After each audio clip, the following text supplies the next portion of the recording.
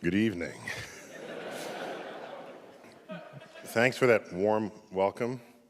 Normally you save that for the end so that I earn it, okay? I just want to earn that from you. The sun came out today. I thought that was kind of interesting. In fact, I might tweet that right now, if I may. So let's go ahead and do that. Okay? So I have a tweet ready to go there. Let's see. In Seattle now, the sun came out today and people reacted joyously. Must be a rare event. Okay.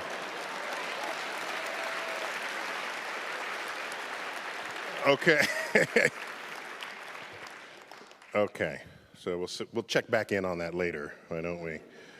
And let's get back to, am I there? Now, what I'm really going to do, this is really a talk on the musings of an astrophysicist. That's really what's going on here. This lecture might not even be coherent, because I'm just spilling out perspectives on things, just scattering them into the wind for you to receive, okay? So there's a little bit of everything tonight. I hope you don't mind. Now, often talks like this are just sort of loosely veiled commercials for some book somebody's going to sell. But this was no exception to that. No, actually, no, I don't like giving book talks because you can just read the book. If I'm there in person, I might as well talk about something you can't get from a book. So some of what I'll be talking about is in books, but the collection of it all together, you're not getting anywhere except here and now. So let's just start. So we're going to do some science up front, but then we're going to take you to new places, all right? In the search for life, what we're doing is we're trying to find the water. And we know there's water on Earth, and there's life everywhere on Earth where there's water. There's life, even the Dead Sea. The fact that it's called the Dead Sea is an example of what you say when you don't have a microscope, okay? So, this is just how that was. Mars, there are microbes doing just fine in the Dead Sea. Mars, Europa, one of the moons of Jupiter, exoplanets. So our search for life is driven by the search for water. Europa is one of the moons of Jupiter where we're pretty sure there's an ocean, a liquid ocean of water beneath a frozen surface. So one day I want to go ice fishing on Europa, cut a hole, check out, see what swims up to the camera lens. You know what I like about Europa? Suppose we do find life. Then what do you call it? Call it Europeans, you see? What else would you call it? Let's go to Mars. We've seen Mars before. There's a nice shot of Mars. Can people hear me up on the top? Up in the cheap seats up there? You guys okay? You're all up there? Okay. Mars. Mars is intriguing because it rotates once in about 24 hours. It's tipped on its axis, so it has seasons. It's got polar ice caps. It gets everybody excited, especially this fellow, looking quite tweedy there. Percival Lowell, a wealthy New Englander, who was wealthy enough to just sort of build his own observatory, and he called it the Lowell Observatory, yeah. Put it in Arizona, and he really liked Mars, and he was pretty sure life was thriving on Mars. So he wrote several books. This was his first. And you look in these books, and you find diagrams like this. And he called these canals, which was a mistranslation of canales in Italian, which meant channels. But he was wealthy, but he didn't know Italian. And so he thought the people who thought they saw channels, he thought they meant canals. And if it's a canal, it means it's artificially made. So this is what he saw when he looked through his telescope that he made and put in his observatory. Now, we know that none of these canals are there, and there aren't these cities. He was imagining life forms were going extinct, and they would channel water from the poles into the cities, and it was catching them right at the end of their civilization. So this is not the first crazy thing he did. But anyway, in modern times, we actually go there. Yeah, so there we've got one of the rovers. We went there before the rovers. You might know that. We went there back in the 70s. Two Viking, they were called Vikings. One landed, one orbited. And the orbiter took this photo. That's a good one. Ooh, oh, ooh, ooh. Yeah, that's better music here. The face on Mars. Dun, dun, dun, dun. So everybody got excited. Well, sorry, not everybody. Those people who were sure that life on Mars had a simian face, okay? I mean, think about it. Most life on Earth does not have a simian face. Most life on Earth doesn't have a face, all right? So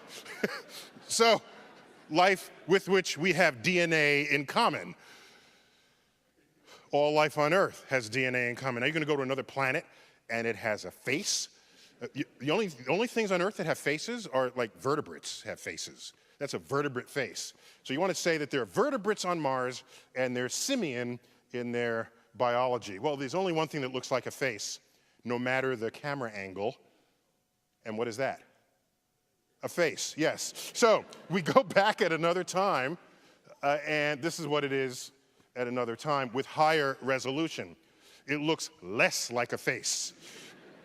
You can kind of see how it might have been. Now, all the Mars fanatics said, oh, the Martians figured out we were looking at them, and they quickly covered up the monument. Then you go back again, and it's like even less like a face. So the Martians have continued to cover this up, apparently. So more on that later. But in fact, I do have the first evidence from the rovers. This photo, in fact, has been kept from the public till I have special connections to NASA, as you heard in the introduction. So this one was the first image taken by the rovers, and it's been suppressed by NASA ever since. Right. So I thought I'd share it with you guys because, like, you know, you're my people tonight here. By the way, if you're looking on Mars for faces, why not look for other things that are familiar? You know, you only see that as a face because we have a face. And familiar things are what you pick out, even if they're not really there, right? When you look up in the clouds, you don't say, oh, I see a lobster. No.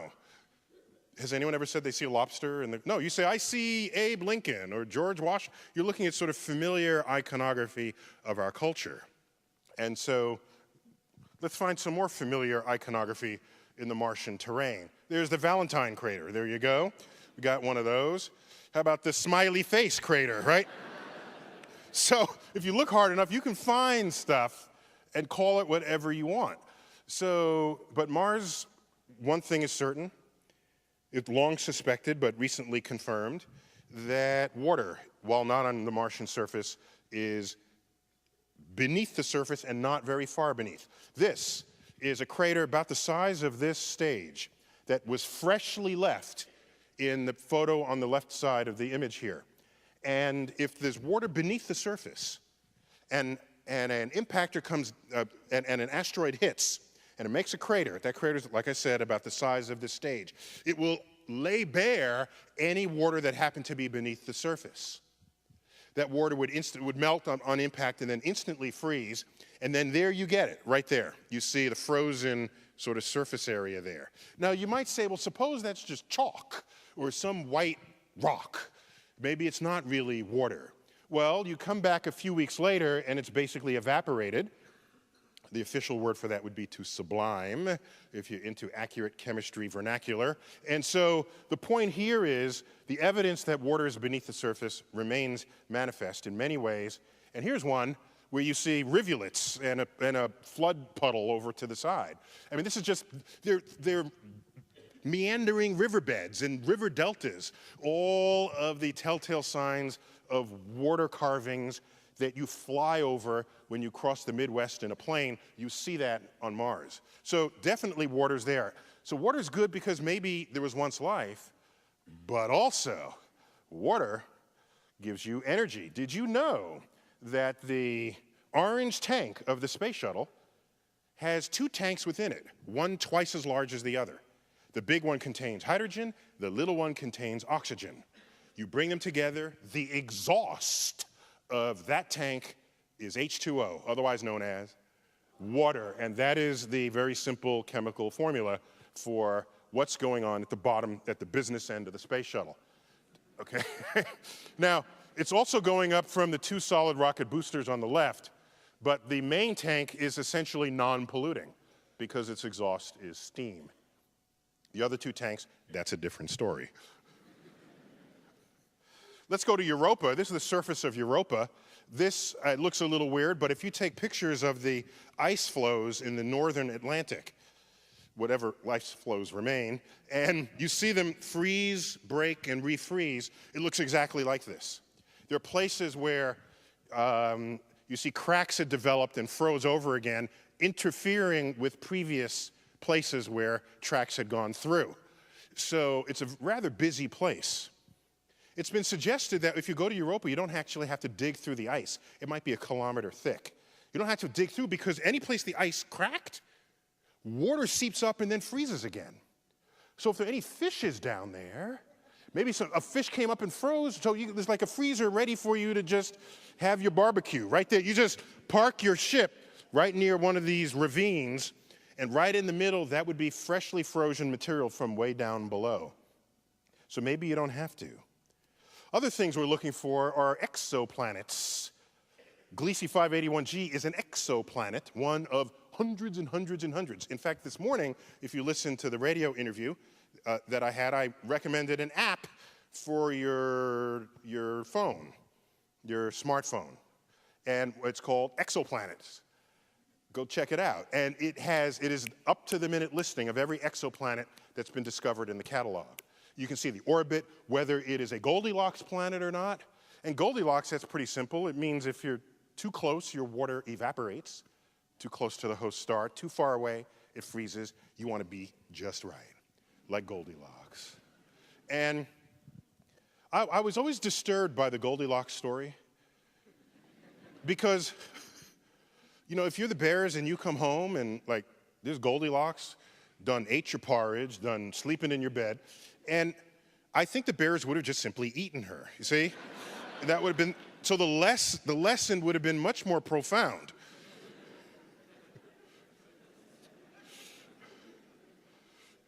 Bears, those bears would eat people, see? So that's what I'm thinking. So you can find the orb, so it's G right there at the bottom, and for that star, that G is in the Goldilocks zone of its host planet. So I just wanted to just kind of get all of that out of the way. Let's move on. Let's move on to Pluto. Yes, so I keep getting blamed for Pluto. It's because 10 years ago, 11 years ago now, we opened an exhibit in New York City where we grouped Pluto with other icy brethren in the outer solar system, and the nation's population of elementary school children got pissed off.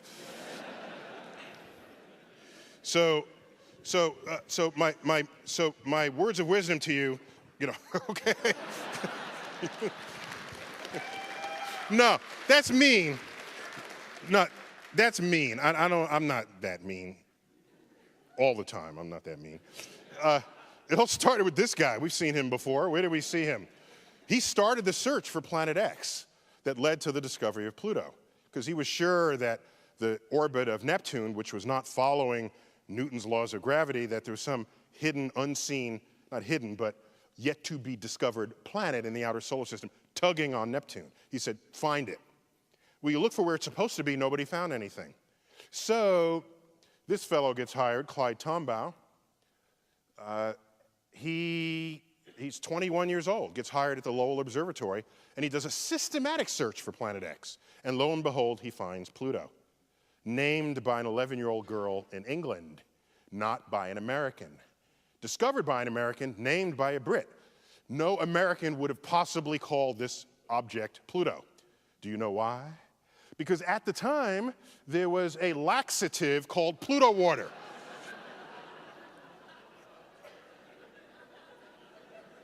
When nature won't, Pluto will. Relief for constipation. So no American is thinking, I'm going to name this new cosmic object after my bowels. That's not going to happen. So it got named in England. The problem is, with this discovery photo, Clyde Tombaugh used to joke. They said, you know, how did you find Pluto with all those? So it was easy, because there was an arrow pointing straight to it. So, anyhow, this object, which is moving in these 4 frames against the background, is the first ever icy body discovered outside of Neptune. Actually, it's the second ever icy body discovered outside of Neptune, the first being Pluto. This is a new swath of real estate discovered with this image, and we name it after the fellow who proposed its existence, Gerard Kuiper. It's the Kuiper belt of icy bodies, a Kuiper belt of comets. The number of objects now known is in the thousands, all discovered in the last 20 years. And some of them have orbital properties that greatly resemble that of Pluto. The same orbital tilt, they look and smell like Pluto. So those have been collectively called Plutinos. That's kind of cute. So Pluto has brethren out there. And this is what we knew in the year 2000. Pluto and they look more alike than either they or Pluto look like any of the other 8 planets. And we figured, hey, it's time for Pluto to own up to its actual identity. Because when it was alone, you can't make a class of 1. That doesn't work in science. So we said, okay, Pluto, we'll grandfather you in. Okay, we'll call you a planet. We don't know what else to call you. Okay, now it's got family. The Kuiper belt. There you have it. And I think Pluto's happier there. Okay? Really? Do you know that our moon is 5 times the mass of Pluto? Any Pluto lovers out there who didn't know that? See, that's kind of sets it straight for you right there. And you know, if Pluto were where Earth is right now, its ice content would evaporate and it would grow a tail. No, that's just embarrassing. You can't have a tail and call yourself a planet. So Pluto's been reclassified. I would be happy to call it a comet, but that would have been that was just, people would have just cried. So it's called a dwarf planet now. And so it's small. So these are other sort of dwarf planets out there. Pluto is among them. Pluto has 3 moons. Charon was the big one, the quote, big one. Nix and Hydra. But it's not alone out there, and it's probably not even the biggest. Eris is probably a little bit bigger than Pluto. But this is Pluto's family, and like I said, I think it's happier there. And this is where I work. You all invited? Just come on in. Say you know me, and they'll still charge you 19 bucks. But notice how we have the sphere in which we contain the planetarium, and we have the large Jovian gas giant planets suspended from the ceiling. The terrestrials, Mercury, Venus, Earth, and Mars, the cable would be like as wide as they are, so we just mount them on the railing. Pluto is not among them. Pluto is somewhere else in the exhibit, and that's what got people pissed off. And that's what made a page 1 story in the New York Times on January 22nd, 2001. What else should have been filling that page 1 on that date in that year? Think about it. Bush got inaugurated. That's the first news day, the second news day after the first news day after the inauguration news day. You inaugurated on the 20th.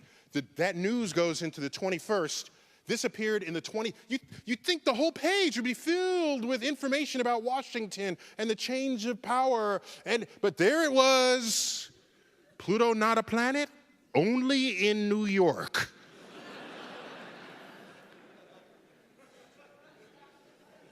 That's when the mail started coming in. I have a whole file, and it went on for 5 years. What's this one here? Dear scientist,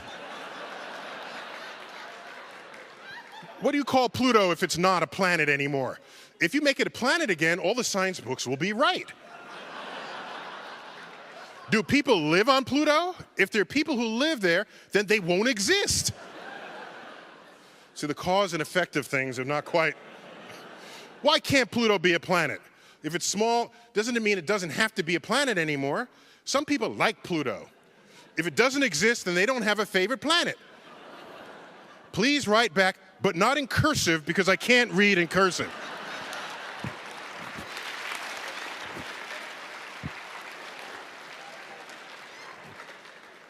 I got a whole folder of these things. My favorite comic, however, was this.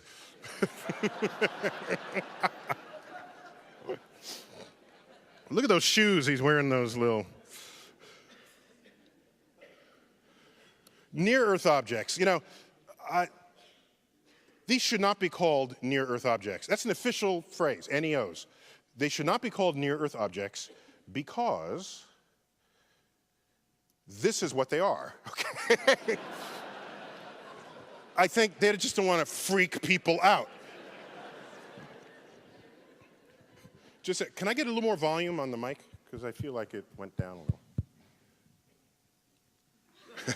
Just like messing with the sound guy. Thank you, thank you. I think that's a little better. This is what they actually are. Any object that's classified as an NEO has an orbit that crosses Earth's orbit, which means it will one day collide with Earth. It will collide with Earth. It's not just maybe. It will. It's just a matter of when. And we, you know, Earth has, you know, you ever been here? Yeah, Arizona is famous for its holes in the ground. This is one of them. This is Barringer Crater.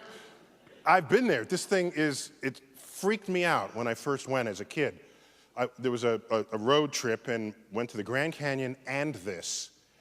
And for me, Grand Canyon was like, okay. You go to this, you know, Grand Canyon took 1 million years to make. This crater took a 60th of a second to make, all right? It can bury a 60-story building and it's nearly a mile across. Well preserved because it's in Arizona where it doesn't rain much. So stuff gets hit and can get hit multiple ways. This is an impact scar on Ganymede, one of Jupiter's moons, and here's multiple hits in a row, like it's like carpet bombing. Well, you can have an asteroid break up, typically a comet, break up from tidal forces. Then you have this whole stream of objects. Now, if they all just came straight in, you'd think they'd all just fall on top of each other and make the crater wider and wider. But the object it's hitting is also rotating. So each next piece hits slightly farther in the opposite direction of the rotation, and that's what happened here. So there's not a question about whether things get hit. And this would be a bad day on Earth right here. Artist illustration by Don Davis. And that's pretty big, though. That's even bigger than the one that took out the dinosaurs. That's bad. Yeah, another really bad one, yeah. Let's be a little more realistic. Here's one about the actual size that would have taken out the dinosaurs. The one that took out the dinosaurs is about the size of Mount Everest. And obviously you're dead if that's where if you're standing where it hit. You're dead immediately, all right? But it killed all the dinosaurs. 70% of all species on Earth went extinct after this thing hit. So our first indication that local phenomena can create global consequences climactically was gleaned by the computer models that analyzed this. Insights from the heavens. I once showed this, and someone in the front row, not even the back row, the front row raised a hand and said, "Is that an actual photograph?" and I was ready to just... No, front row people should know better. You know, it's the back row people. Front row asked that. I was ready to just give up. We'll just go home. Then I said, well, let me play with that a little. Yes, it is. The pterodactyl had a digital camera, and the chip, we pulled the chip out of it, and it still had the, you know, where do you go with that? Man. You know, we have an asteroid headed towards us. It's called Apophis, the Egyptian god of darkness and evil. Not named by accident, that. discovered in 2004, December. You probably didn't know when it was discovered because it was discovered the same week of the Indonesian tsunami. So rightly, it was buried in the news cycle. However, the reason why this is important is the very first calculation showed that there was something, I forgot the exact number, it might have been like a 1 in 10 chance that it would collide with Earth on April 13th, 2029. April 13th, which by the way, is a Friday, the 13th. And so this is the size of the Rose Bowl, this thing. And it would be the biggest thing ever known to hit Earth in recorded history. Not as big as the dinosaurs, but during human occupation of the world, this would be the biggest thing we would know. So better data came along, and we learned it would not hit us then, but it could hit us the next time around if it threads a keyhole, a very narrow set of orbits. If it has one of those trajectories, Earth's gravity on it would be just right. Earth's gravity on it would be just wrong, okay? to bend it in such a way so that 7 years later, it will hit Earth. So you want to make sure this does not go through the keyhole.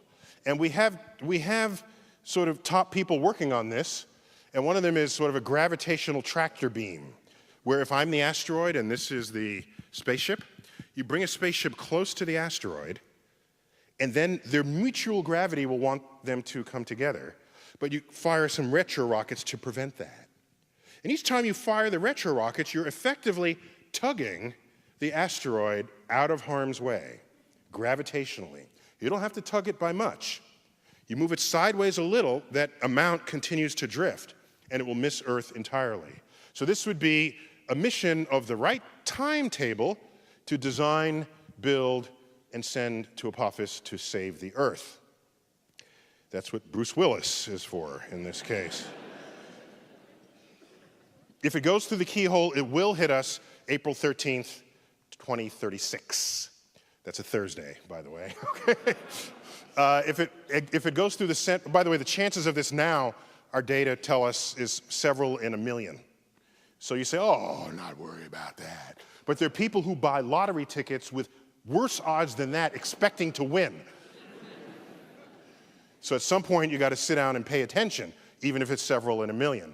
So if it threads the center of the keyhole, it'll hit it'll hit 500 kilometers west of Santa Monica, plunge into the ocean to a depth of 3 miles, cavitating the ocean to a width of 3 miles. It'll explode, that's the cavitating force, and send a tsunami 50 to 5 stories, so 50 feet tsunami, 5-story tall, that will come to the west coast of North America and basically wipe it clean, okay?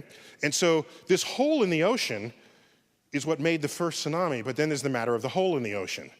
If you're in an ocean and you have a big hole, what is the first thing you're gonna do? You want to fill in the hole. So your water fills in the hole, and the act of doing so splashes into the center with such ferocity that it rises high, falls back down, cavitating the ocean again. This will happen about 40 times before it dampens out completely. And so that means there are about 40 tsunamis that'll come into the coast. And so they'll come in, it'll go through the $1 million Malibu homes, then the next tsunami say, I need your water, please. So then the water goes back out, it takes the home with it, you know? And then the next tsunami comes and brings the home back in a slightly different shape, right? Right? And this continues, and all this, what we would call civilization on the coast, becomes an ablative, churning, destructive force that wipes the entire west coast of the United States clean. Nobody has to die. We would know when this would happen to the minute. 2 people will die. The stupid surfer, okay? that guy's gonna die, okay? First, okay, ready for the second person? The stupid weatherman, okay? You ever see these guys? Bring the camera a little closer. You can see the waves. The people who want to get close to the hurricanes, those weather guys, that's the second person who dies. Everyone else is good to go. Let's move on. Black holes. I told you I have special access to NASA. And so this image is, in fact, the very first ever color image of a black hole here. Notice the detail on the left.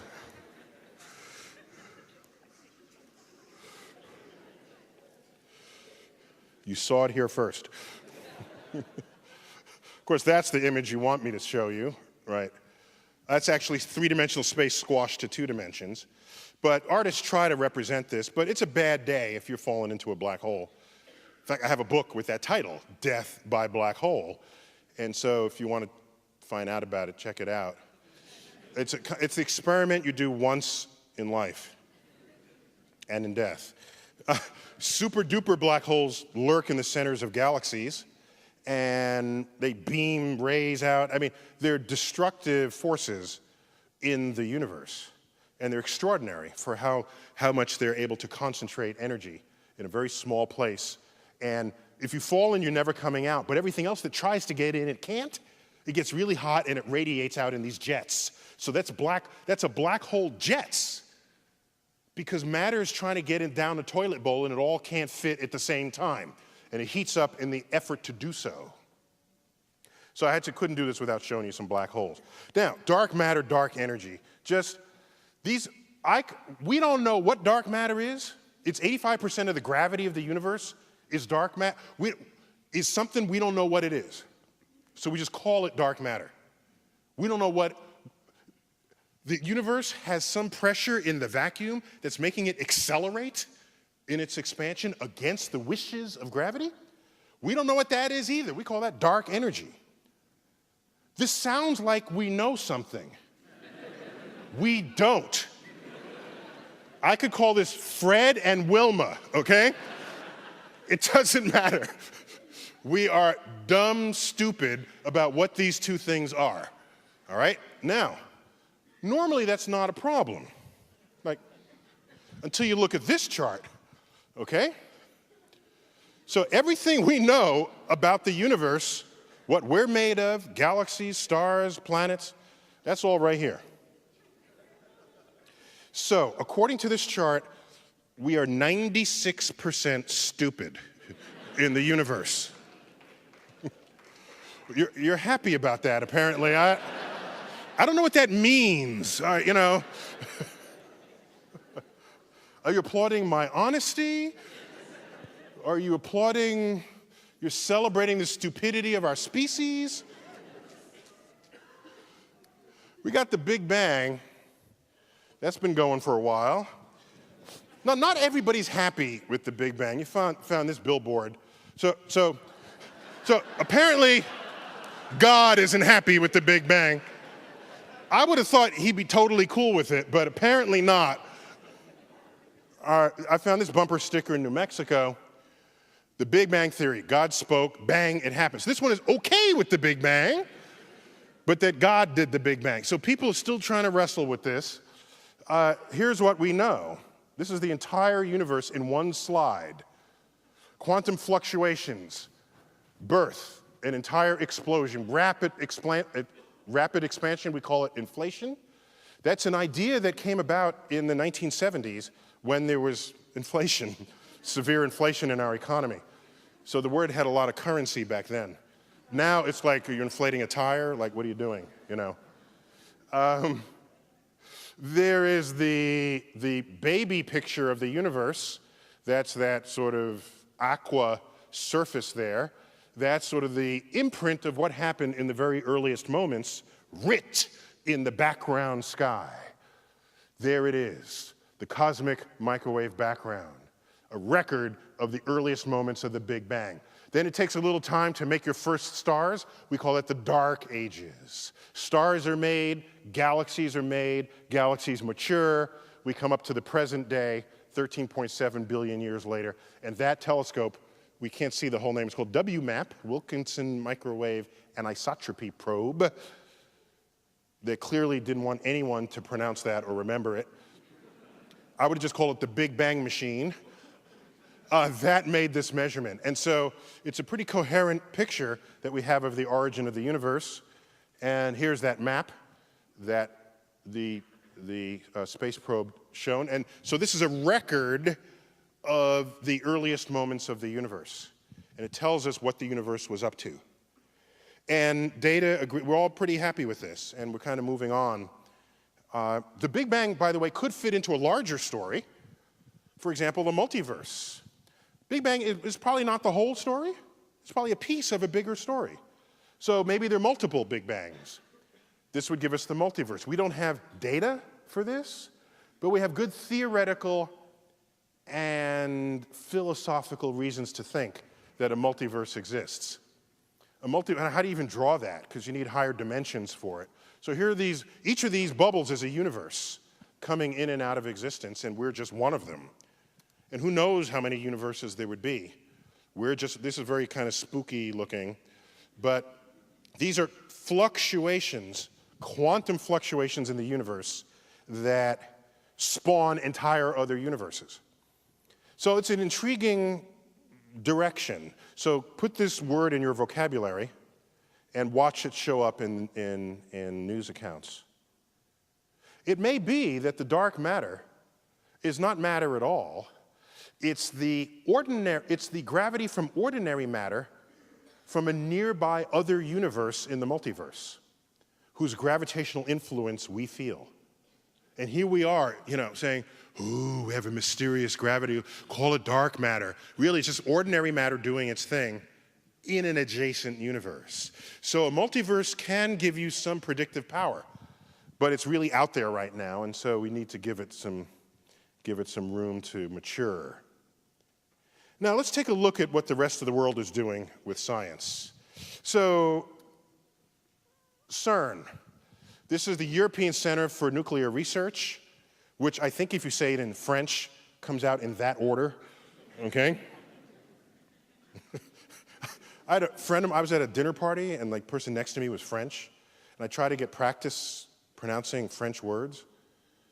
And so I learned one thing that whole evening, that in French, all letters are silent, okay? Period. That's it. Every letter in French is silent, all right? Start there, and then you do very well, all right? So CERN, this is where they have the famous Large Hadron Collider. This is like they're at the limits. It is the highest energy ever attained on Earth. And by the way, we would have done 3 times this energy had Congress not cut the funding for the superconducting super collider that would have been built in Texas. That was cut back in the early 90s, right around just after peace broke out in Europe, by the way. Physicists are only really useful when we're at war, according to government funding patterns. So they're looking for the Higgs boson and anything else that shows up on the docket. The Higgs is a particle that gives mass to other particles. So it's kind of cool. Some people have called it the God particle, and including physicists. What are they doing over in China? Well, they're building the largest dam in the world, the Three Gorges Dam, and they have a burgeoning aerospace industry growing at 14% a year, 13% a year. Their economy is growing at 10% a year. By the way, what's your interest rate you're getting on your savings account in your bank? 0.003. Okay. Did you get that over here? Well, if you go to this other bank, you get 0.005, Yeah, so other countries, different things are happening. Do you know that in Russia, they want to actually send a mission to deflect Apophis?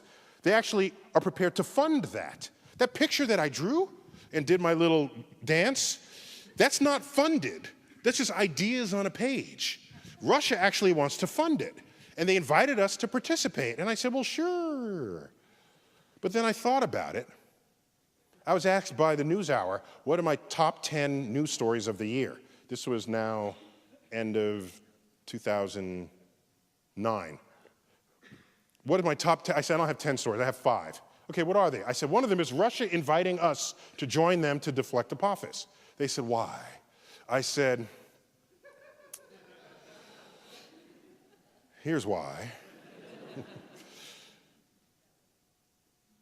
Why is Russia creating the spaceship that's going to deflect Apophis, which, if it hits, wipes out the west coast of the United States? aren't we the ones who's supposed to fund that mission and then invite others to participate? Isn't this how it has always been before? So that was an important news story for me because that is the beginning of the end. That's where you think you're at the top and people start doing things on their own with or without you. And all of a sudden, you gradually fade to insignificance on the world stage. That was writing on the wall for me when we were not leading that mission. Let's keep going. How about Brazil? If I mention Brazil, what's the first thing you think of? Someone said, bikinis. The guys are saying, yeah, the tongue bikinis, yeah. Soccer, maybe? Okay. This is the American view of Brazil. I understand. It's completely understandable. However, it blinds you to the fact that they have a burgeoning aerospace industry. Do you know that most planes that you fly between regional cities is made and designed in Brazil?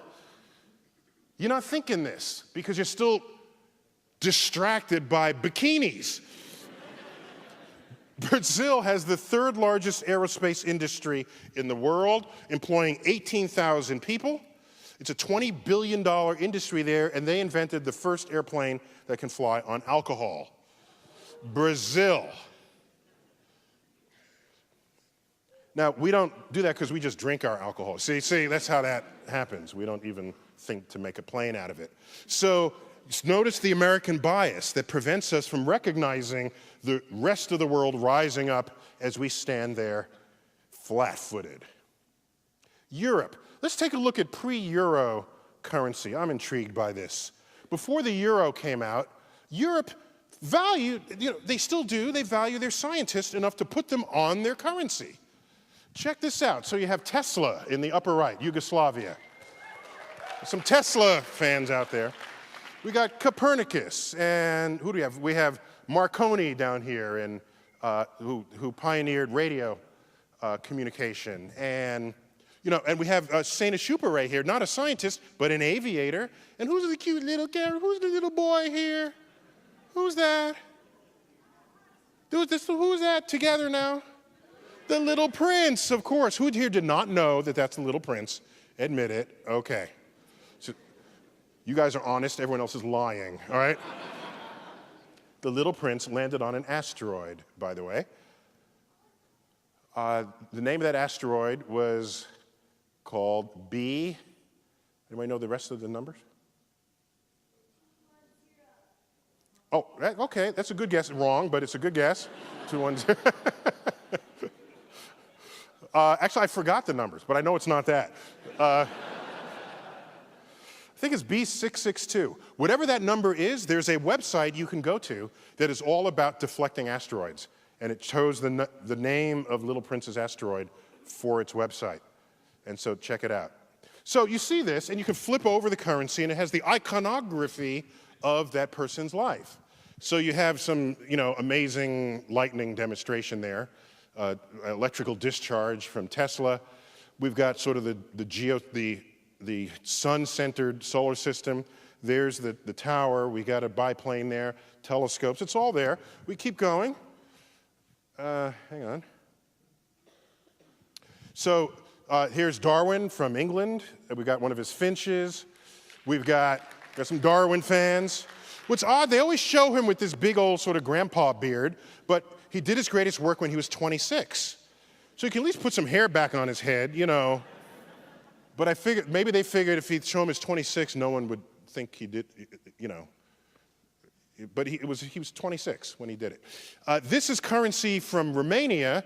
They had a total solar eclipse go across their country, and so they thought, let's make some money out of that. So they put the path, and on the flip side, I don't know what that is, right? It's got like an amoeba thing.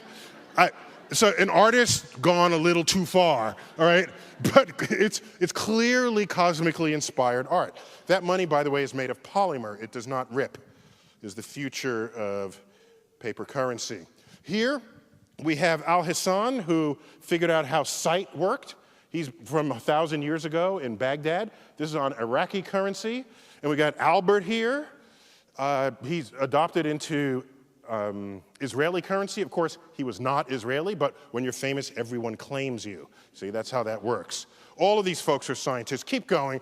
We've got Euler and Galileo and Gauss and Faraday and Pasteur. All letters are silent. Pasteur. And I don't know what they're doing to this dog here. I'm not even going to ask. We got my boy Ike. And everybody's there. Oh, by the way, if we were to ask, who in the world do we think, literally and perhaps stereotypically, make the best engineers in the world? Germany, of course, you think about it. It's German. It's Germany. Germany. German engineering. It's a selling point when they sell cars. German engineering. Okay? German engineering. Well, so that's 10 Deutschmarks. Okay, on the right, that's Carl Friedrich Gauss, brilliant mathematician. Let's zoom in on that currency here. Wait a minute, what is that?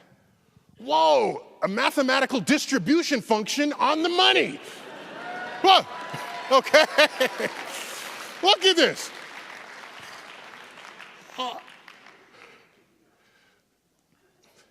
Imagine how different America would be if we had equations on our money. We might still be leading the world in something. Actually, we do have a scientist on our money, don't we? Who's that? Ben Franklin. Here he goes. So he's a scientist on money. Surely there's some iconography of his contributions. Let me see. Nope, there's not even a kite, all right? Or there's nothing. I don't even see a lightning rod, all right? So clearly that's not why he's on the money. He's on the money because he's a founding father, not because he was a scientist. In fact, he was one of the most famous scientists of his day in his researches in electricity. Ben Franklin. There's something called naming rights that matters. It matters to cultures. Let's first take a look at this familiar chart of boxes. Some of you are getting the shakes here, I see. Haven't seen it since high school, have you? Okay. The periodic table of elements, it's color-coded. I have a cool program on my computer where you can color-code them differently. Let's color-code by melting point. How about that? Ooh.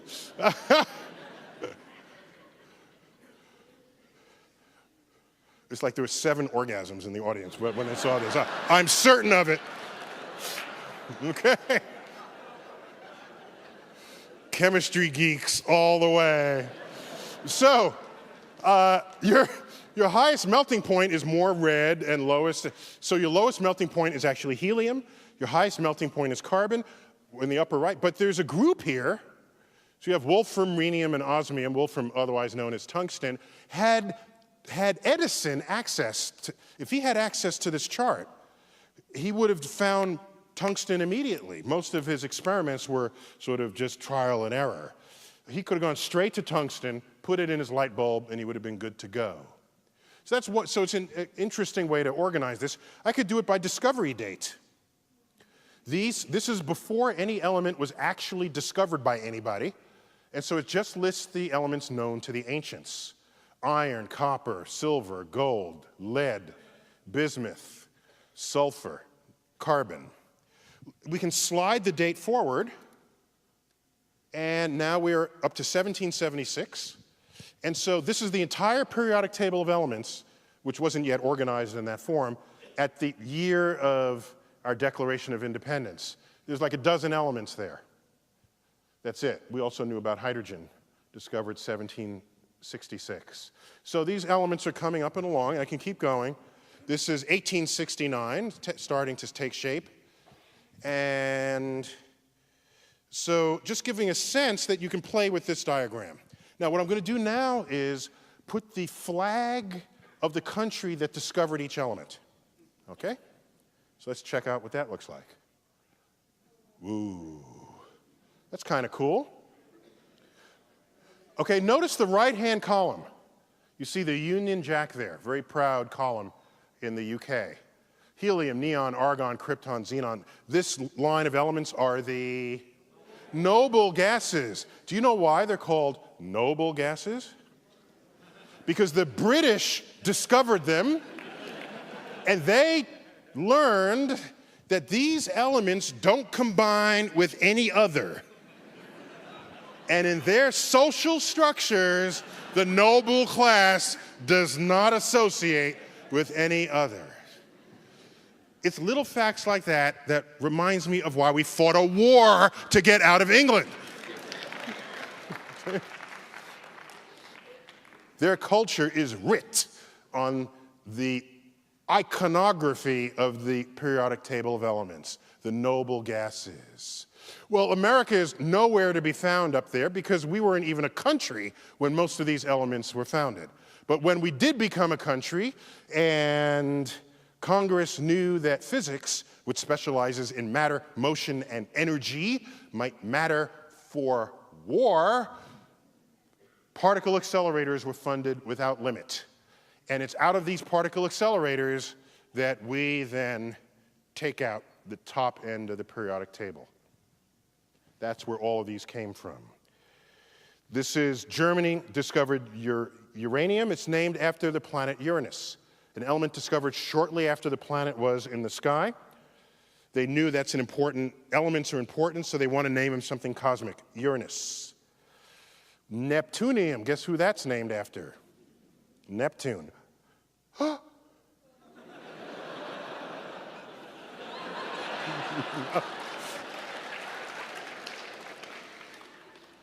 Pu.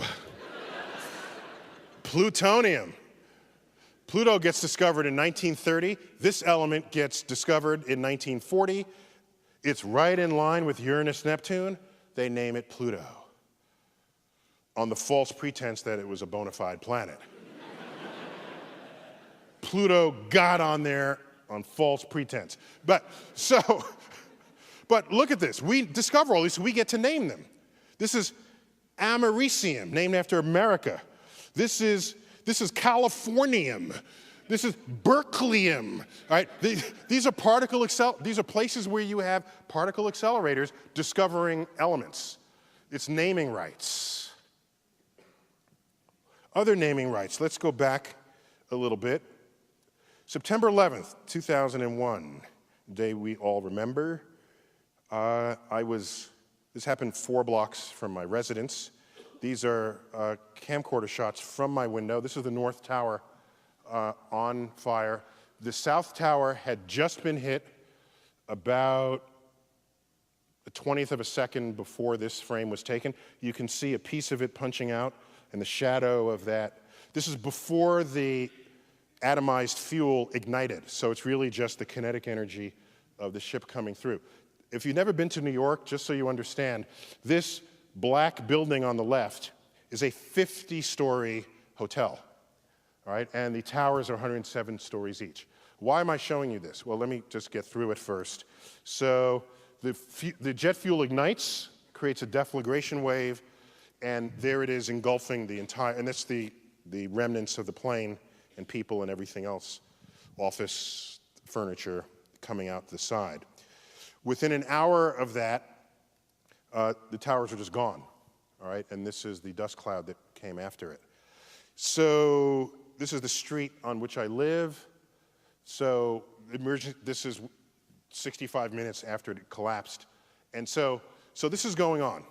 Shortly after this, President Bush, in an attempt to sort of distinguish we from they, utters the following sentence. And this was before I was on his Rolodex, so I could have helped him out here, you know. I could have said, no, don't say that, okay? So he says, with loose quoting of biblical Genesis, he says, our God is the God who named the stars. Now, first of all, it's the same God, okay? God of Islam and God of the Old Testament. It's the same. Allah is the same as the God of the Old. It's the same. So hold that aside for the moment. Hold that aside. What he did not know is that of all stars that have names, 2/3 of them have Arabic star names, okay? Now, I don't think that's the point he wanted to make. I think he didn't quite get that. And so, here they go. I mean, it just goes on and on and on and on. Not all stars have names, but 2/3 of those that do have names have Arabic names. There we go. Okay? There they go. And you might say, well, how did this come to pass? Where did that come from? What was going on? Because if you think of the Middle East now, and it's not where you're not saying, hey, these are folks naming stars. You go back 1,000 years, Islam, 800 to 1100. In that period, which is generally called the golden age of Islam, of Islamic science, golden age, there was no greater golden age in the history of the world before or after. When you look at the sum of advances that came out of that period in Baghdad, algebra was invented in that period. Algebra is itself an Arabic word. Algorithm is an Arabic word. Our numerals are Arabic numerals. You ever wonder why? You ever stop and think why they're called Arabic numerals? In that period, mathematics took great leaps and bounds. Agriculture, engineering, medicine, navigation. Star maps were made to assist navigation. Astrolabes were crafted. Then it all stopped. It ended. If you're a historian, typically you focus on history as marked by changes of kings and leaders and wars. That's the lens through which many historians look at the past. And so if you ask people, they'll say, oh, the Mongols sacked Baghdad, and so that's why it all ended. If that were the only force operating, then later, when the Islamic culture rose, you would still see this tradition of scientific innovation. But it has not recovered. It has not come back at all compared to what was going on in that 300 years. And what you do is you read the writings of al-Ghazali, who was a Muslim cleric, and he was to Islam what St. Augustine was to Christianity. What he did was he taught you how to be a good Muslim. He taught you how to read the Quran and how to obey the commands, because back then people were just interpreting it for themselves. He came along, he was an academic scholar. He interpreted the Quran. He said, this is how you must do it. First has social influence, and then political and cultural influence, and basically his interpretation took over. And in that interpretation, it included the perspective that the manipulation of numbers is the work of the devil. This cuts the kneecaps out of any mathematical advances that would unfold. Math is the language of the universe. If you take that out of your personal equation, you no longer contribute to the advance of human understanding of that universe. And that absence of Muslim presence in the frontier of science persists to this day. Take a look at the Nobel Prize from 1900 to 2010. I can do this for the Jews, for example. How many Jews in the world? There's like 15 million tops, 15 million out of 7 billion people. These are the numbers of Jews who have won the Nobel Prize in the sciences. 25% of the Nobel Prizes. We have a Jewish person in the audience. Congratulations. Okay, fine. Okay. This is rightly something to be extraordinarily proud of. The traditions of Jews in the 20th century is one of education and scholarship. In earlier centuries, it was one of very strict sort of study of the Torah. Did not involve the natural world. This was a later emergence of the Jewish culture to exhibit this. Let's look at the numbers for Islam. So these are Jews. There are 15 million Jews, 25% of the Nobel Prizes. There's 1.3 billion Muslims in the world. These are the numbers. 2.5. Okay, I'll give you 3 if you really want to include economics as a full number there, okay? If you got to give it a full number, okay, okay. Now, for me, by the way, you can analyze this in any number of ways.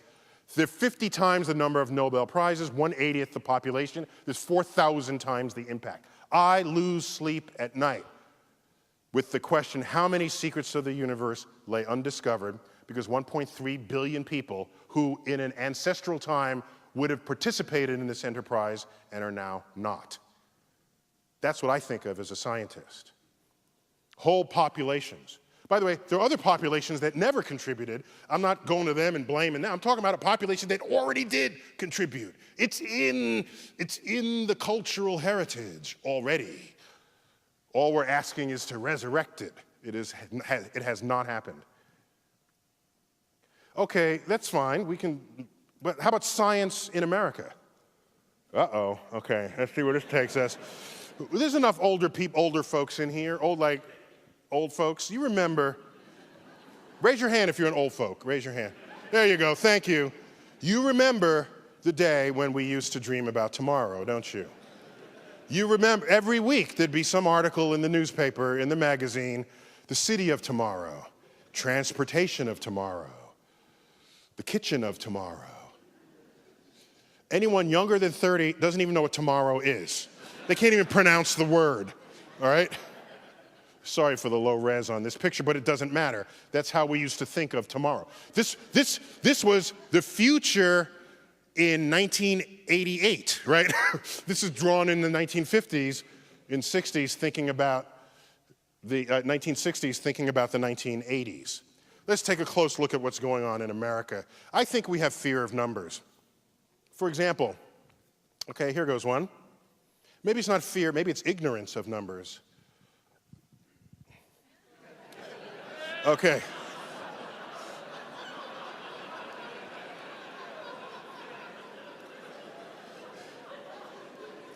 Science illiteracy is rampant in our culture. Who was it? I'm not telling.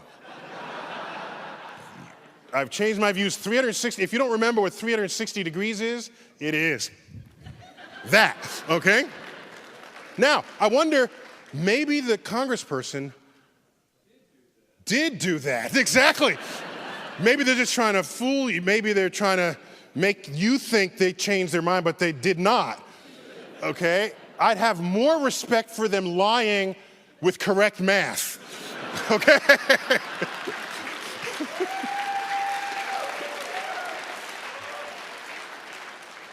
But I'm pretty sure he was telling the truth with math ignorance. Half the schools in the district are below average. You know, that's kind of what an average sort of is, right? About half below. That's kind of what, not exactly maybe, but pretty much so. Technically, that would be, what would that be? The median, technically, but still. What the journalist probably meant to say was half the schools are below standards or below grade level, but they said below average, which meant they were mathematically illiterate. If that were actually true, something would be wrong with the state of mathematics.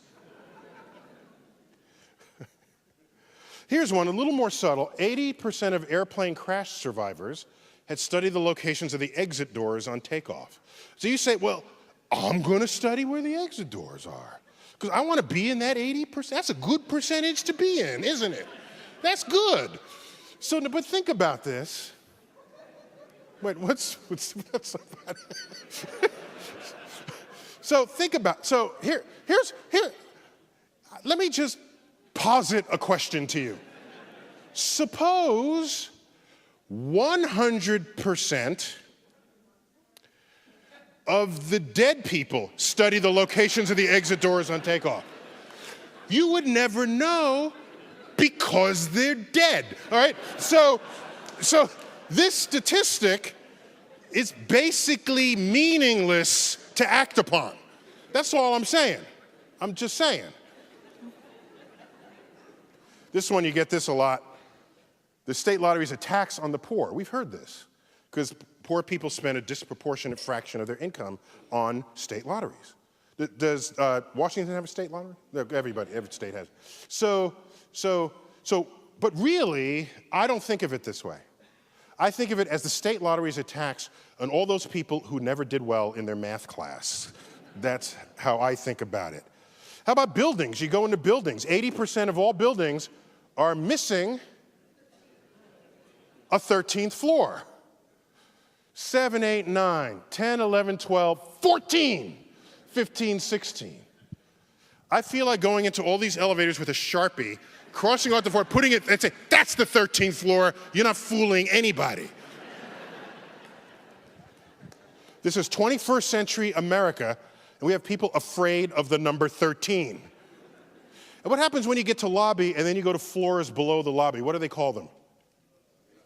B for basement, SB, sub SBB. Can I buy a vowel, please? Like, what are you doing there? We have perfectly good nomenclature for going below the lobby level. They're called negative numbers, okay? We know how to do this. It is well understood. But of course, this is America. There is a place in the world that has negative numbers. Oh, it's in Germany. Oh my gosh. Oh, by the way, is this a science museum? No, it's a history museum. Germany.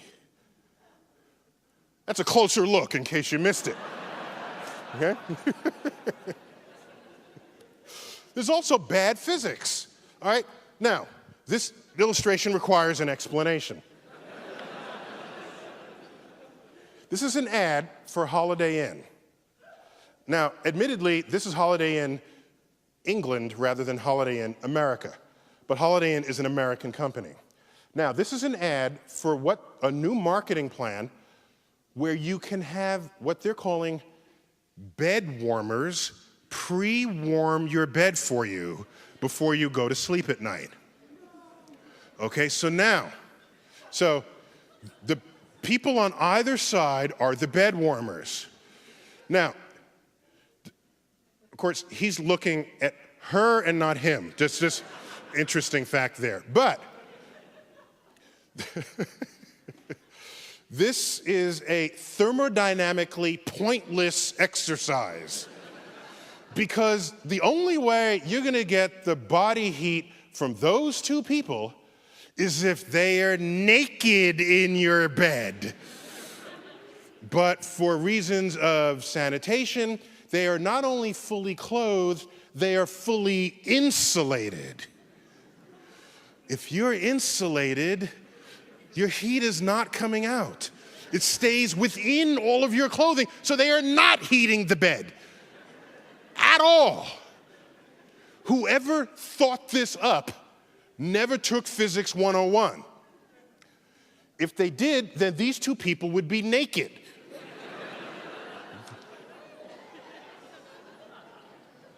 I got another one. Is there any Bayer, the Bayer Corporation, do they have plants out here? No? Good, okay. This is an ad from Bayer where they are boasting that they send their scientists into the schools to help out. So Bayer employees volunteer in a hands-on, inquiry-based program, making science make sense, to help kids develop a lasting passion for science. You're on. Try to get them interested. Now, first of all, they've got a black kid and a woman. Like, apparently these are the problem cases that you got to get interested. Like, how about the white kid with the tattoo just got off the motorcycle? Where's he? Okay? So these are the problem kids, okay? The woman and the black kid. All right, let's see what we're trying to get them interested in. Try to get them interested in why lighter things fall faster than heavier things.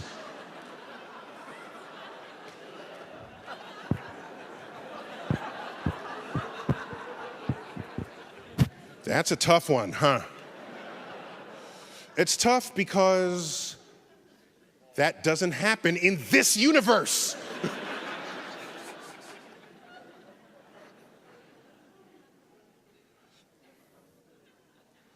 Yes, they would finally fix the ad.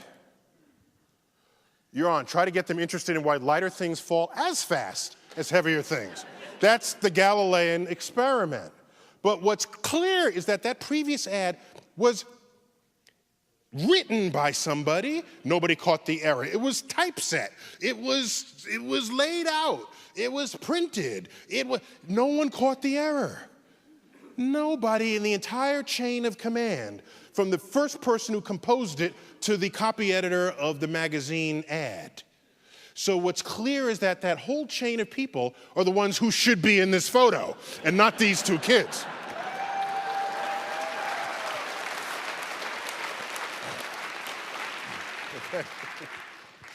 The American Physical Society meets, it's sort of my professional physics organization, and choose a city. Occasionally, this one time we met in Las Vegas, but this is what happened here.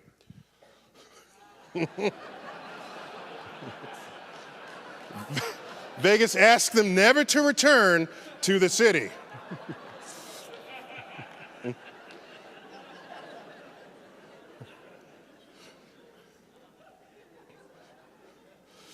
We're talking about America, people. Bad engineering. What is this? Okay, levees broke in New Orleans, 2005. If you read accounts of this, they say, oh, Katrina came in and, Hurricane Katrina, bad hurricane. Excuse me, pause, back up. Do you know Katrina was category 5 in the Gulf? On landfall, it was category 3. It had already passed over New Orleans. People were sweeping up some of the broken branches in the street. Then the levees broke. The city survived the hurricane just fine. What it is they didn't survive was faulty engineering. That was the problem in 2005. And I submit to you that you look at these images and people hoping to get rescued from their rooftops, and you ask yourself, what country is this? Some of us who are old enough, we used to see film loops of third world countries where you see an absence of infrastructure, people towing, their belongings with an ox through mud.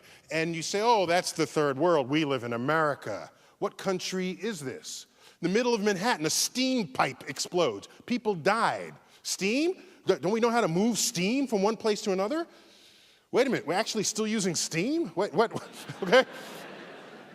I'm not going far back in time to get these stories. Bridge collapses. I-35, Minnesota. A bridge collapsed? You go through Europe, there's still bridges standing from the Roman Empire. We can't put a bridge over that, all right? That's not a river, this is a brook, all right? What country is this? Let's go to Los Angeles. Trains collide. People get hurt. Some people die. You think we would have figured this one out.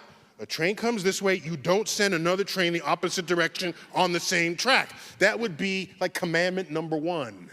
All right, Railroads 101. A crane collapsed. Back in New York, a crane collapsed.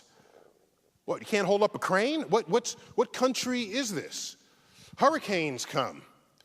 We say, run! Now, here's what's interesting. I think these people already know about this, okay? So, this is useless information to all these people. Now, here's what happens. If you don't have scientists and engineers in your midst, when a hurricane comes or some kind of natural disaster, your first thought is stockpile food and run. But if you're an engineer or a scientist and the disaster's coming, you say, how can I avert that disaster? I foresee a day where a hurricane forms in the Gulf. You put in some kind of apparatus that taps the energy of that hurricane, and that energy drives the electricity of the city that would otherwise be destroyed by the hurricane had it continued to go through. That's the kind of thinking that needs to go on in this world.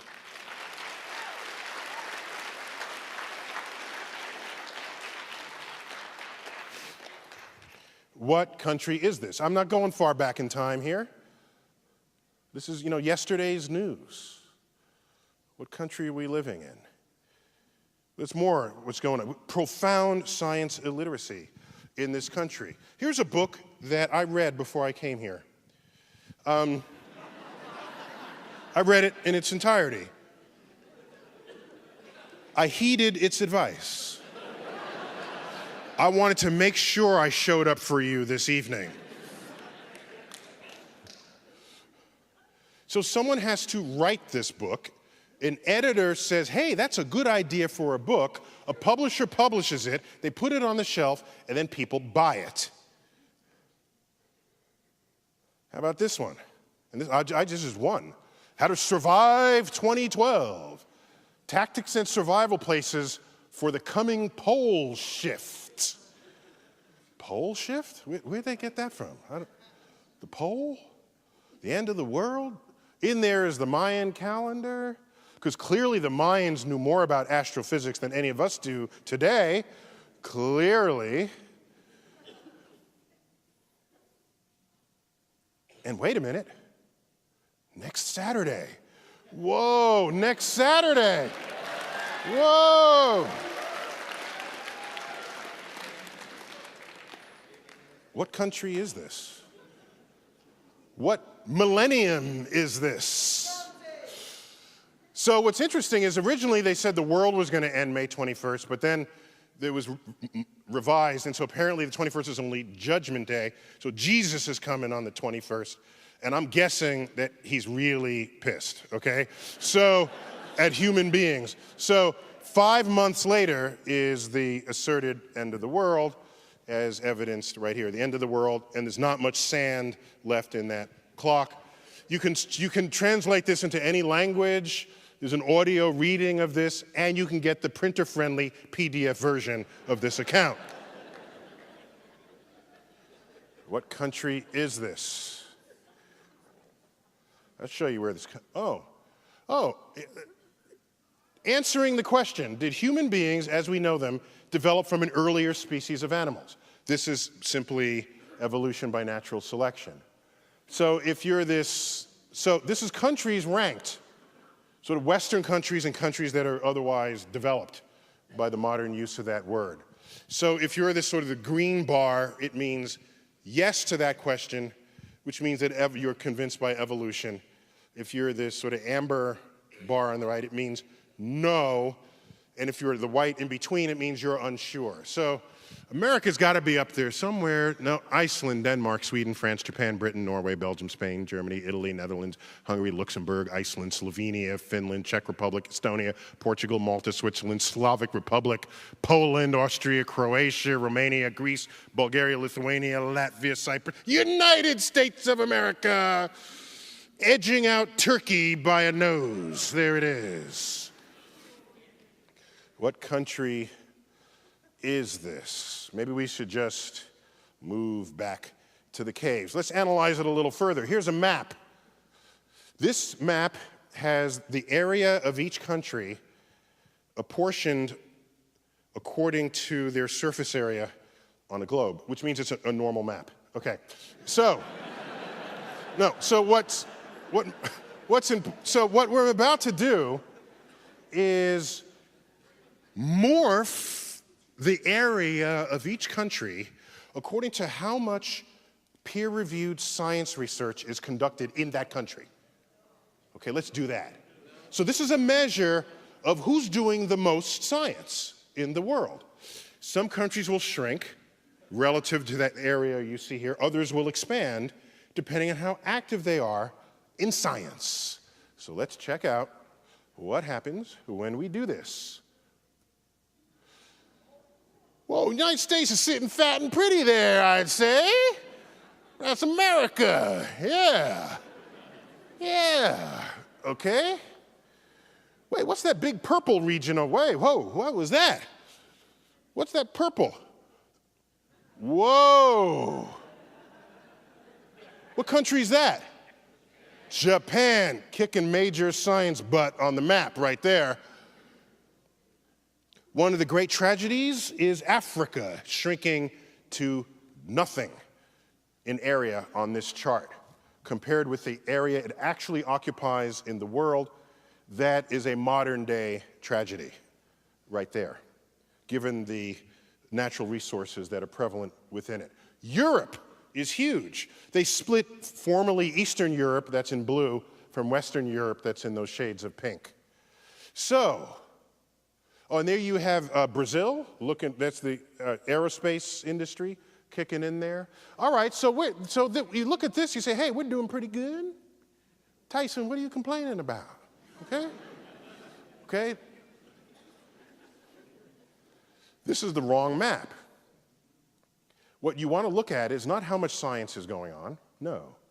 You want to look at the change in how much science is going on from the year 2000 to 2010. That's the trend line. That is the future of the world.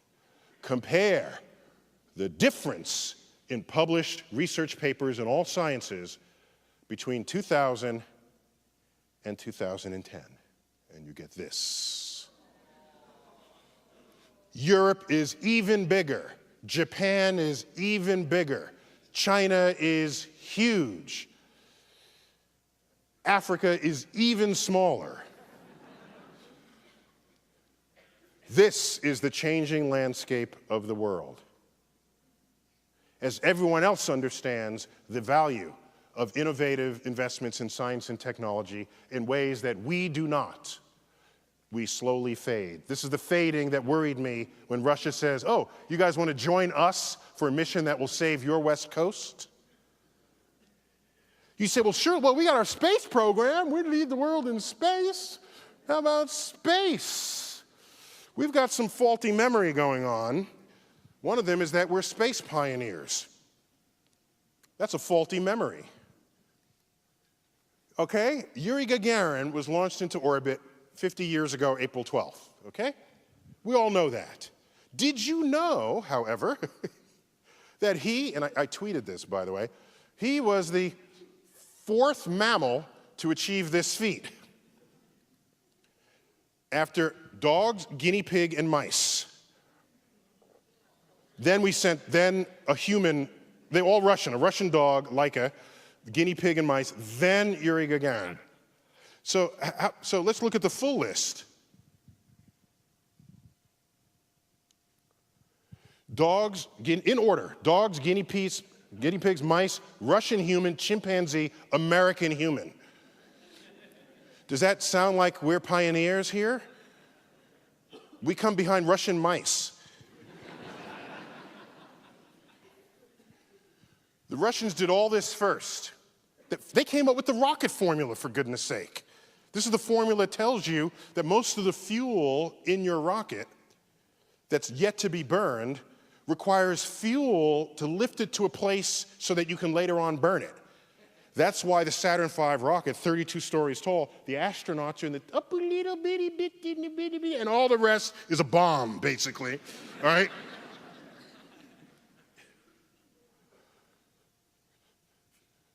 First satellite, first animal, first human, first woman, first black person in space, first to land on the moon with the robots, first lunar rover. They photographed the far side of the moon, Earthrise from the moon, Venus, Mars, spacewalk.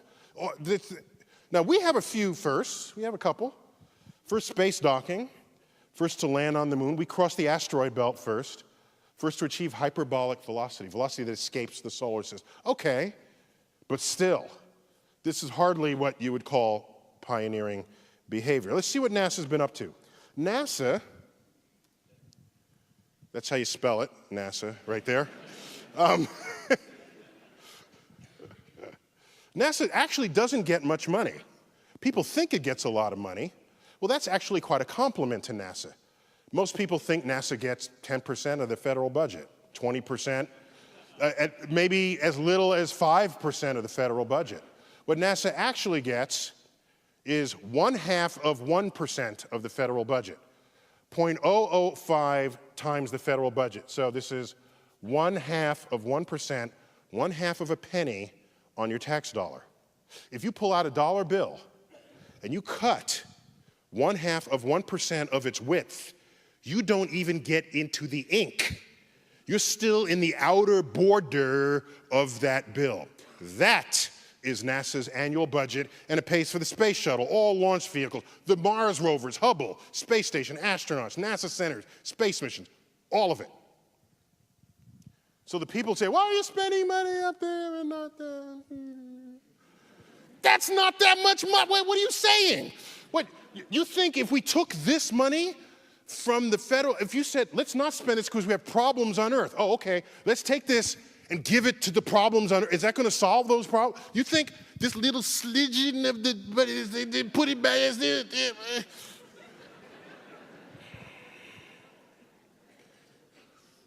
Let me keep going here. We somehow believe that we were leaders and visionaries in space. Here's an interesting quote. I'm not that interested in space. I wonder who said that. Oh. John Kennedy to James Webb in 1962. That's who said that. How about this quote? It's Kennedy again. This is, whether we like it or not, a race. Everything we do ought to be tied to getting to the moon. So it had nothing to do with we're explorers, we're visionaries, where's our DNA, we're American. It's like, no, we're at war. Russia is beating us in every measurable way. So I'm angry. I'm angry. So I have to calm down and then sort of take a cleansing breath and bring to you the cosmic perspective. Now, okay. So now the cosmic perspective is not always make you feel big. Most of the time, it makes you feel little. So I'm just warning you before you start applauding. Okay. Now that dude up there, he might applaud no matter what. Okay. Who is happy to learn how stupid we are about the universe. My favorite planet, Saturn, viewed from the front.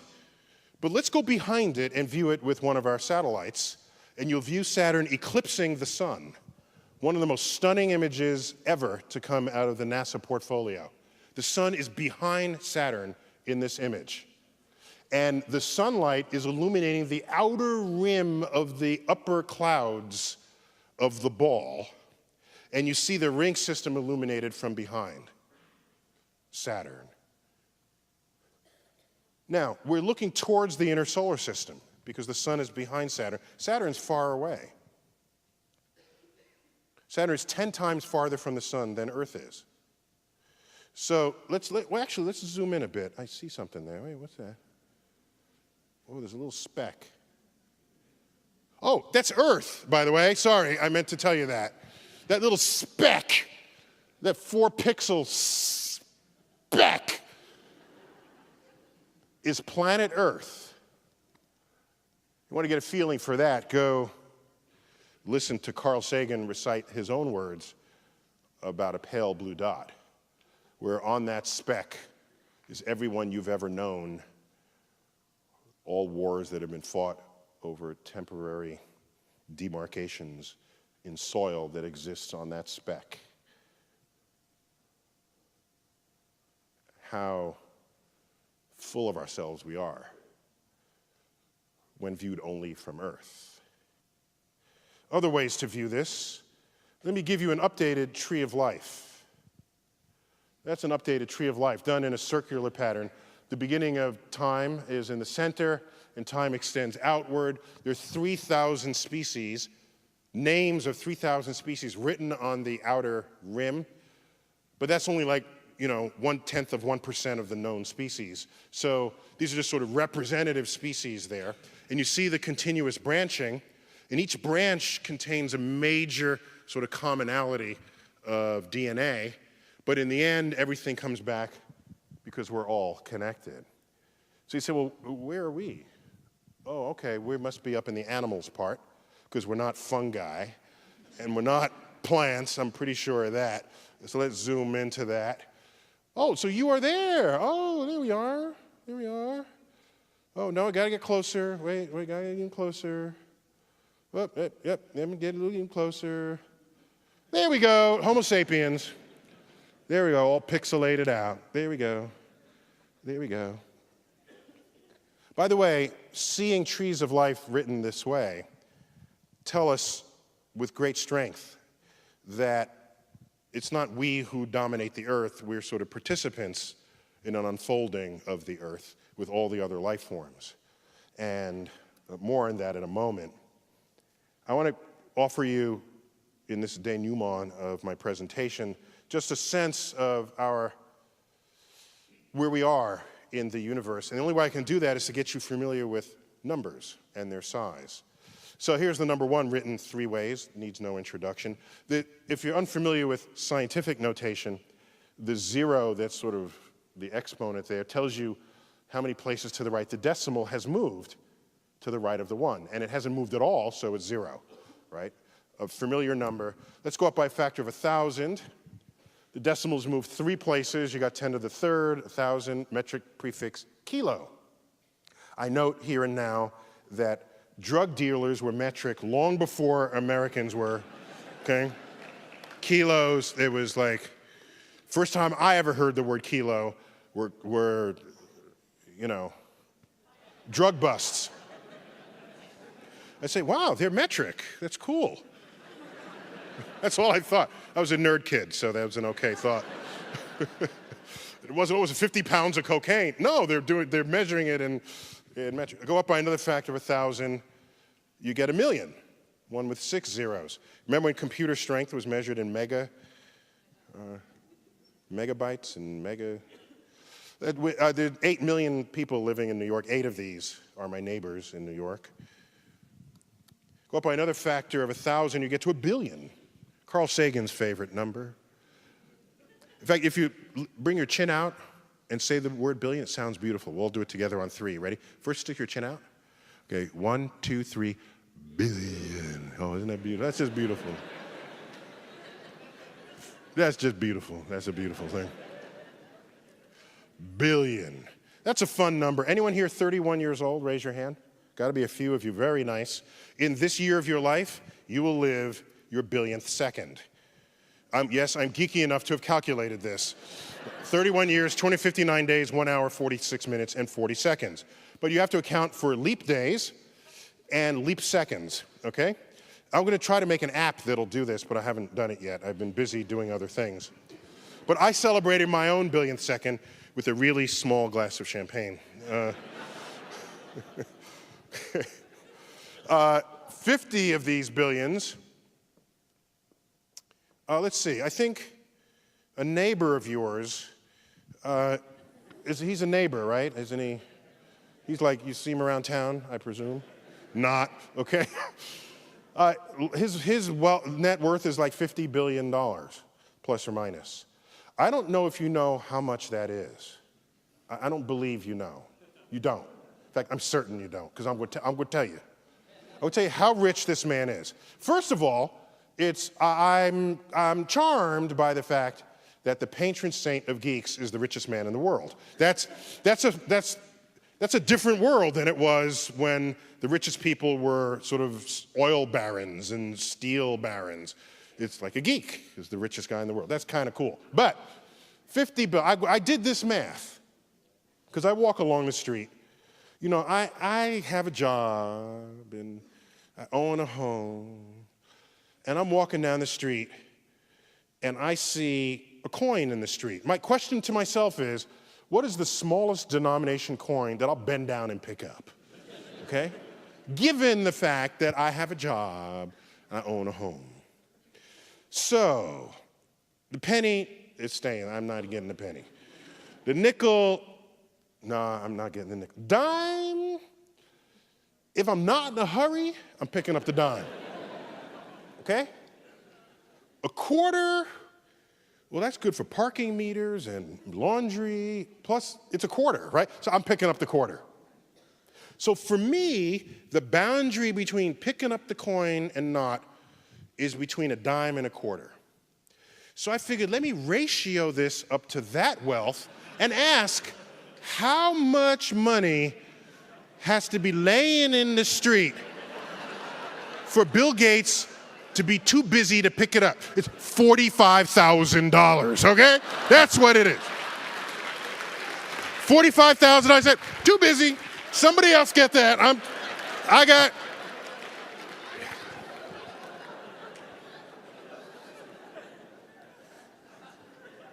That's how rich the man is, in case you didn't know. Let's go to 100 billion. I've seen this number before. Where have I seen it? McDonald's. Actually, they had like a Y2K problem with their accounting. They didn't have a third spot. So they went to 99. Then after that, they just said, after Carl Sagan visited them, what do they now say? Billions and billions, of course. But I remember when they had 100 billion, if you lay those hamburgers end to end, you can do this. Start right here in Seattle. Go right across the Pacific Ocean, float them on a little plate. And you can come around back and come right back here to Seattle, across the Europe, the Atlantic, the United States, and come right back here with your 100 billion hamburgers, and you can do that 52 times. Then with what's left over, you can stack them with what's left over and make a stack high enough to reach the moon and back. Then you would have laid out your 100 billion hamburgers. This is terrifying news to cows, all right? I just want you to know. Also 100 billion. Do you realize that in 1 linear centimeter of your lower colon lives and works 100 billion microbes, which is a bigger number, about the same number, as the total number of human beings who have ever lived. That's what's going on in your lower intestine. Yet we like to think that we're actually in charge of things. But from the point of view of the bacteria, we are just a warm, dark, anaerobic location for fecal matter. It's just a reality check here, okay? We tend to make things nicer for ourselves with words. Like what's the book that has optical illusions? Who doesn't like a good optical illusion? Of course, that's not what they are. They're brain failures. That's what it is. Oh, I can't figure it out. Is the line in or out of the page? Oh my gosh. Those books should be called brain failures.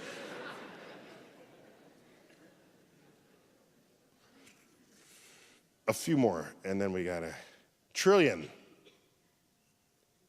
By the way, can you count to a trillion?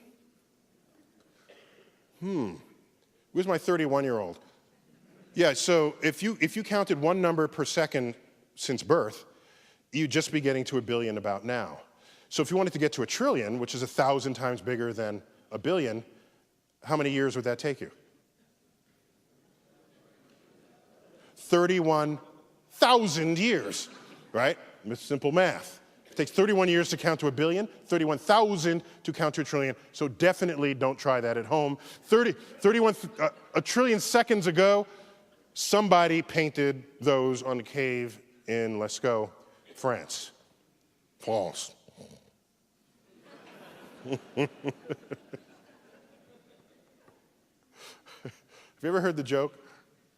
It's like a really stupid, self-deprecating joke. They say, you know, the French, they don't even have a word for entrepreneur. You know?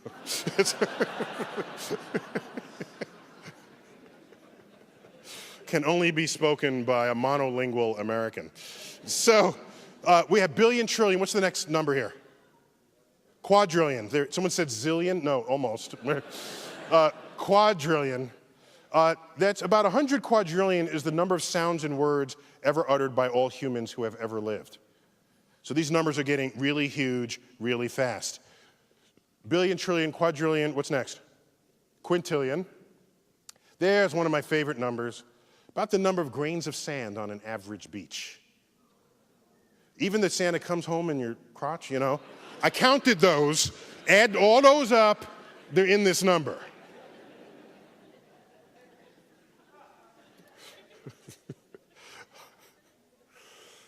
Million, billion, quadrillion, quintillion, sextillion. A 1 with 21 zeros. of what possible significance can this number have? That is the estimated number of stars in the universe. Stars in the universe.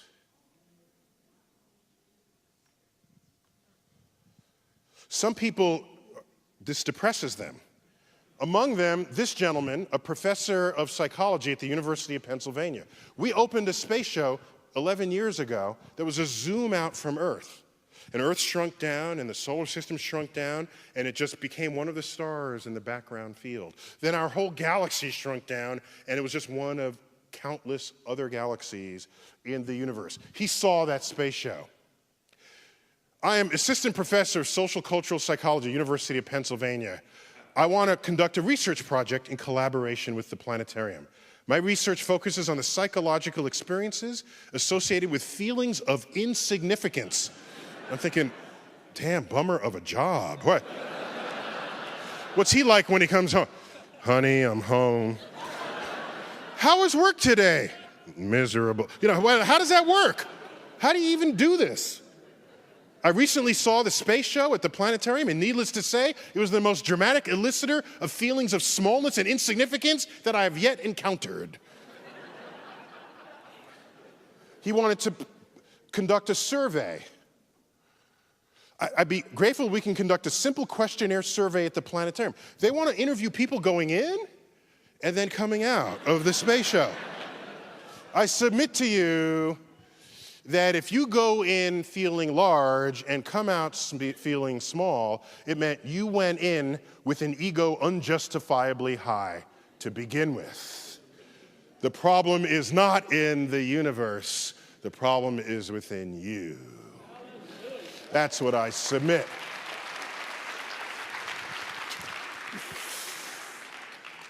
Let's take a look at something real quick.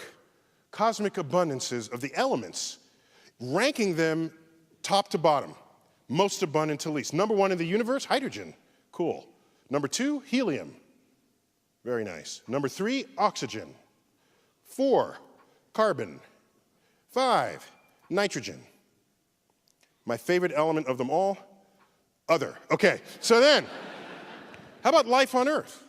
What's the ranking of elements in life on Earth? Well, all life contains water of some kind or another. Water is made of hydrogen and oxygen. So hydrogen's got to be pretty high up there. Sure enough, it's the number 1 element in life on Earth. What's next? Oh, we don't actually have helium. Remember, helium is a noble gas. It does not interact with anything. So helium is not in life on Earth. You could inhale it, then you sound like Mickey Mouse.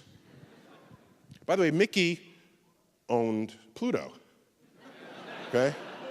Which is an abomination of the mammalian order.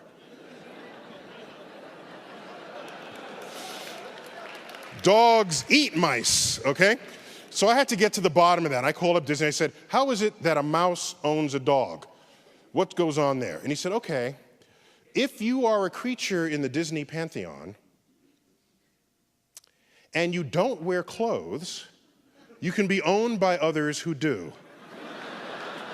Pluto is butt naked and walks on all fours and does not speak, whereas Goofy, also a dog, wears clothes, walks bipedally, speaks, owns a home, pays rent. That's the difference, okay? I know you were burning to know this. Okay, next most abundant ingredient, life on Earth, oxygen.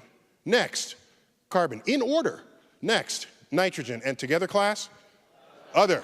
We are 1 for 1 the same ingredients that appear in the universe. If we were made of like an isotope of bismuth, you might say, hey, we're different.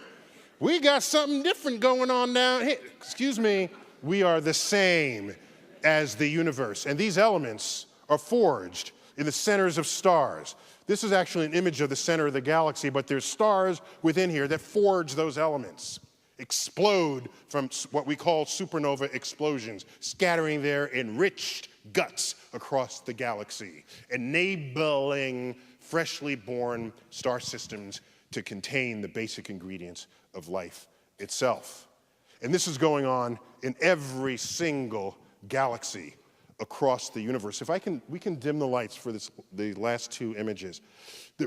This is our nearest large galaxy called the Andromeda Galaxy. It happens to be among the stars of the constellation Andromeda. That fuzzy spiral contains 400 billion stars. These other stars you see in the picture are sitting on our nose in our own Milky Way. It's as though we're looking past a screen door through the void of intergalactic space to another galaxy. If you pull out the power of the Hubble Space Telescope and say, I'm not going to look at this big galaxy, I want to look at an uninteresting corner of the dark night sky and show me what's there, this is what shows up. This image has 3 stars in it that happen to be sitting on our nose. One of them, if you can still see me, is right here. They have spikes. Another one is directly over me here, and there's one at the top. Every other smudge, every other shape in this image is an entire galaxy, from nearby to the distant universe.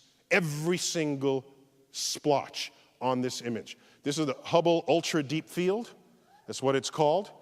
And you sit here and gaze upon it and recognize that every smudge is like our own Milky Way, containing hundreds of billions of stars, some of which are forging these heavy elements that comprise life, exploding, scattering themselves into their own galaxies. And it is this knowledge that we have of the universe, and our knowledge that we have of chemistry, and our knowledge that we have of biology that allows us to derive the conclusion that no, we are not apart and separate from this universe. We are one with it. I can say one better than that. Not only are we one with it, because these elements are forged in the universe and they become part of life as we know it. It's not simply the fact that we are in the universe, but, ladies and gentlemen, the universe is in us. And I know of no more profound understanding or revelation that modern science can deliver but that.